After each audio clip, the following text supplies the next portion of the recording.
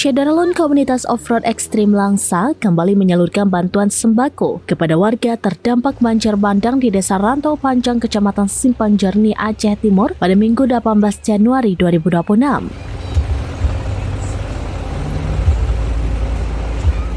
Desa yang terletak di pedalaman Aceh Timur tersebut masih dalam kondisi terisolir. Perjalanan tim yang diwakili Wahyu Hidayat Lubis dan Buanto bersama kru menggunakan 2 unit jeep 4x4 memakan waktu sekitar 6 jam.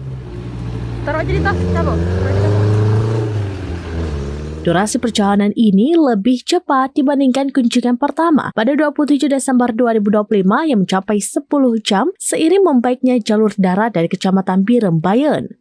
Bantuan berupa beras, sayur mayur, dan jajanan anak diserahkan langsung kepada Kecik Desa Rantau Panjang Said Ridwan. Wahyu Hidayat Lubis menyampaikan harapan agar bantuan tersebut dapat meringankan beban warga setempat. Saat ini korban banjir bandang 26 November 2025 yang rumahnya rusak parah atau hanyut masih menempati tenda-tenda darurat. Mereka menunggu pembangunan rumah hunian tetap yang dijanjikan pemerintah.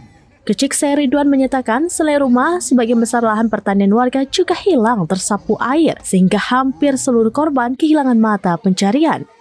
Tanaman seperti nilam, pinang, dan durian yang berada di dekat sungai banyak yang mati.